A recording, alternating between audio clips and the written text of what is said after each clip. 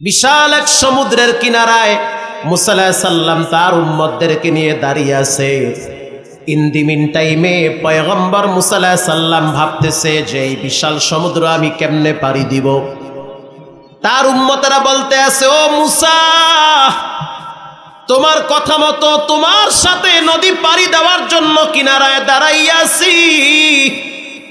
এখন তো রাস্তা বন্ধ, নদী পার হওয়ার মতো কোনো জাহাজ নাই, স্টিমার নাই, নৌকা নাই।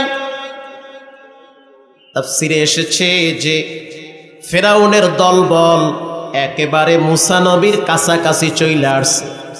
এক দল আর এক দলকে দেখতে পায়, এক দল আর এক দলকে দেখতে পায়। আল্লাহু আকবার! এক দল আর এক দলকে দেখতেছে। মুসা আলাইহিস সালাম উম্মতদের কলিজা মুখের কাছে ভয়েতে চলে আসছে।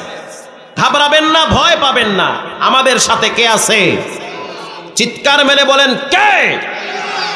মুসা আলাইহিস সালাম নির্বিঘ্নে দৃঢ় চিত্রে দাঁড়িয়ে আছে, কোনো কথা বলতেছেন। ইন দি মিন টাইম উম্মতেরা বলতে আছে, মুসা ব্যবস্থা করো, রাস্তা পাড়ি দেওয়ার নৌকা আনো। মুসা আলাইহিস সালাম কোনো কথাই বলেন না, কারণ মুসা নবী ব্যক্তিগতভাবে কিছু বলেন না, করেন না, কার অর্ডারে করে? আল্লাহর অর্ডার। ও মুসা, ফেরাউনের দলবল চইলা আসছে রে, ধইরা ফেলাইবি, রাস্তা পাড়ি দেওয়ার ব্যবস্থা করো।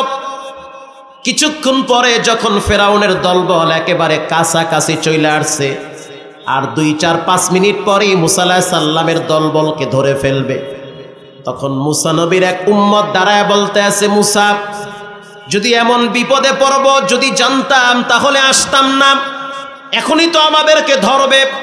মুসা আলাইহিস সালাম তখন বললেন, কাল্লা, কখনোই নয়, ইন্না মাইয়া রাব্বি সায়াহদিন।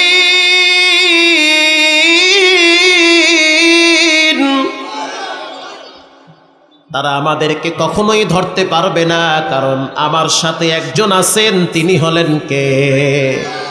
আমার সাথে আমার রব আছে, ধরতে পারবে না। আল্লাহ পাক বলল, মুসা, আমার প্রতি তোমার যেই আত্মবিশ্বাস, আমার প্রতি তোমার যেই ঈমান, একটা কাজ করো, হাতের লাঠিটা দিয়া সমুদ্রের ভিতরে বাড়ি মাইরা দাও। হাতের লাঠি দিয়া যখন বাড়ি মারছি, মারার সাথে সাথে 12টা রাস্তা তৈরি করে দিয়েছেন কে? এজন্য বনি ইসরাইলের 12টা দল, 12টা গ্রুপ, 12 গ্রুপ 12 রাস্তা দিয়ে চলে গেল। ফেরাউন যখন দেখলো এত সুন্দর রাস্তা, এরকম রাস্তা জীবনে দেখি নাই, এই রাস্তায় তার দল বল নিয়ে পাড়ি দেওয়ার সময় মাঝখানে চলে আসছে। আল্লাহ পাক বলে, ও নদীর পানি, 2 পাশ দিয়া চাপ দিয়া ফেরাউনের ক্ষমতার স্বাদ মিটায়া দাও। আল্লাহু আকবার! এটা মুসা আলাইহিস সালামের ঈমান যে আল্লাহ আমার সাথে আছে। এবার আপনার আমার প্রিয় নবী মুহাম্মদুর রাসূলুল্লাহ, জোরে বলেন সাল্লাল্লাহু আলাইহি ওয়াসাল্লাম, তার ঈমান কেমন আপনাদেরকে শোনাই। কষ্ট হয়? আল্লাহর নবী রাতের আধারে হযরত আলীকে বললেন, আলী, এই মক্কায় আমার বাপদাদার বাড়ি, থাকতে পারবো না, মক্কা ছেড়ে আমাকে রাতের আধারে হিজরত করে মদিনায় যাওয়া লাগবে। ও আলী, আমার কোনো দোষ নাই, ওই বেঈমানদের দৃষ্টিতে আমার একটা অপরাধ, আমি কেন ঈমান আনছি, আমি কেন মানুষের কাছে দ্বীনের দাওয়াত দেই, আল্লাহ পাক আমাকে কেন নবী বানাইছে, আর মানুষদেরকে আমি কেন আল্লাহর পথে আহ্বান করি, এটাই শুধু অপরাধ। আমার কাছে বেঈমানদের আমানত আছে, তোমার কাছে রাইখা যাইতেছি, এই আমানতগুলি তুমি অমুকের কাছে পৌঁছায় দাও, আমার বিছানাটায় তুমি শুইয়া পড়ো। আল্লাহু আকবার! রাতের আধারে বিশ্বনবীর বাড়ির চতুর্দিকে ঘেরাও কইরা ফেলাইছে। আল্লাহর নবী চোখের পানি ছেড়ে কান্দে আর কয়, আল্লাহ, পুরা বাড়িটা বেঈমানেরা ব্র্যাকেট দিয়ে ফেলাইছে, বের হওয়ার কোনো রাস্তা নাই। ইন দি মিন টাইমে হযরত জিবরাইল বলতে আছে, নবী, আপনি হাতে এক মুঠো ধুলা নেন, হাতে এক মুঠো ধুলা নিয়ে সূরা ইয়াসিন থেকে 5টি আয়াত তেলাওয়াত কইরা ধুলার ভিতরে ফু দেন। আল্লাহু আকবার! আল্লাহর নবী হাতের ভিতরে এক মুষ্টি ধুলা নিলেন, নেওয়ার পরে এবার সূরা ইয়াসিন তেলাওয়াত করলেন, ইয়াসিন ওয়াল কুরআনিল হাকীম ইন্নাকা লামিনাল মুরসালিন। নবীর চোখের পানি ঝরতেছে আর বালুর ভিতরে ফু মারতেছি। এই বালুগুড়া যখন বাহিরের চতুর্দিকে ছড়ায়া দিল, আল্লাহ পাক ফেরেশতাদের মাধ্যমে ধুলা বালুগুলো বেঈমানের চোখে অ্যাটেম বোমের মতো লাগায়া দিছে। চোখে কিছুই দেখে না। বিশ্ব নবী এবার তাদের মাঝখান দিয়া চইলা গেছে হযরত আবু বক্করকে নিয়া। আর এক বর্ণনার আবু বক্কর ছিল তার বাড়িতে গিয়া হযরত আবু বক্করের দরওয়াজায় লক করলো। আবু বক্কর সাথে সাথে দরওয়াজা খুইলা দিছে। আল্লাহর হাবিব প্রশ্ন করল, আবু বক্কর ঘুমাও নাই?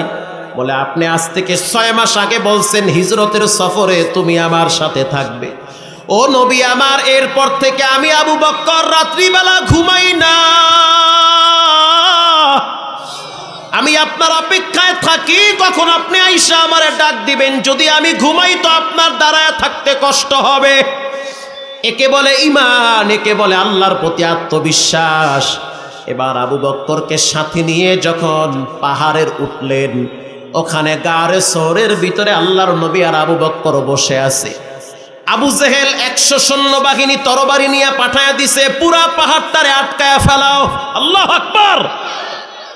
পাহাড়ের চতুর্দিকে আটকায়া ফেলাইছে। আবু বক্কর বলে, ও পয়গম্বর, বেঈমানদের পায়ের আওয়াজ শুনতেছি, তাদের তরবারিগুলো আমরা দেখতেছি, এখনই বুঝি আমরা ধরা পড়ে যাব। আল্লাহর হাবিব দৃঢ় চিত্রে বসে আছেন, কোনো কথা বলে না। আবু বক্কর বলতে আছে, নবী ওই যে দেখেন তাদের পায়ের আওয়াজ শুনতে পাই। আল্লাহর নবী, আল্লাহর প্রতি কি পরিমাণ আত্মবিশ্বাস, আল্লাহর প্রতি কি পরিমাণ ভরসা। নবী এবার বলতে আছে, লা তাহজান ইন্নাল্লাহা মা'ানা। আবু বক্কর সাবধান, তুমি মনে করিও না যে তুমি আমি দুইজন, তোমার আমার মাঝখানে আরো একজন আছেন, তিনি হলেন কে? অতএব ভয় পাওয়ার কোনো কারণ নাই, রব আমাদের সাথে আছে। মুসা আলাইহিস সালাম বলেন, ইন্না মাইয়া রব্বি সায়াহদিন। আল্লাহর রাসূল বলেন যে আল্লাহ পাক আমাদের সাথে আছে, আমাদের কোনো ভয়ের কারণ নাই। এজন্য মুসলমান আল্লাহর গোলাম, পরকালের প্রতি বিশ্বাস রাখেন, আর কখনো এতিমের সম্পদ আত্মসাৎ করবেন না। কষ্ট করে সংসার চালান, হারাম খায়েন না, কিস্তি ফিস্তিতে নাম দিয়েন না। কারণ দুনিয়া ওয়ান টাইমের। সন্তানের ঘাড়ে বাবার লাশ, বাবার ঘাড়ে সন্তানের লাশ দেখি। এমন কোন রাত নাই, দিন নাই যেই রাতে দিনে মানুষ মারা যায় না। অতএব মৃত্যুর জন্য প্রস্তুতি গ্রহণ করেন। আমি তো মুগদা মেডিকেলের পিছনে জুমা পড়াই, কসম আল্লাহর, এমন কোনো দিন নাই যেই দিন লাশ বের হয় না। ছোট ছোট বাচ্চারা কিডনি ড্যামেজ হয়ে গেছে, হসপিটালে পড়ে আছে। যুবক ক্যান্সার রোগে আক্রান্ত হয়ে হসপিটালের বারান্দায় শুয়ে আছে। যে কোনো টাইমে তোমার জীবনটাকে অন্ধকার করে দিতে পারেন কে? এজন্য জীবনটাকে আল্লাহর পথে সঁপে দেন। আমি ছোট্ট একটি ঘটনা বলে আপনাদের থেকে দোয়া নিব। রাগ করবেন না, বিরক্তি ভাব প্রকাশ করবেন না। ব্যস্ত সময় সবাই পার করবেন, ব্যস্ততার মধ্যে হঠাৎ জান্নাত জাহান্নামের ফয়সালা চলে আসবে। ঈমান আমল ভালো থাকলে জান্নাতের টিকিট, আর ঈমান আমল খারাপ থাকলে জাহান্নামে চলে যাওয়া লাগবে। গত বছরের ঘটনা আপনারা পত্র পত্রিকায় দেখছেন। ঢাকা থেকে একটা লঞ্চ বরিশালে যাওয়ার সময় লঞ্চের ভিতরে আগুন লাগছিল, দেখছেন না? সেখানে এমনও যাত্রী ছিল যার বাড়ি আমার বাড়ির পাশে। ঢাকা শহরে চাকরি করে গুলশানে, নাম হলো সোহাগ। বাবায় বড় শখ করে নাম রাখছে সোহাগ। মা সব সময় তারা আদর করে ডাকে সোহাগ। আসলে সন্তানটার নাম হলো আব্দুর রাজ্জাক। এই সন্তান চাকরি করত গুলশান 1-এ বাইতুল মামুর মসজিদের পিছনে।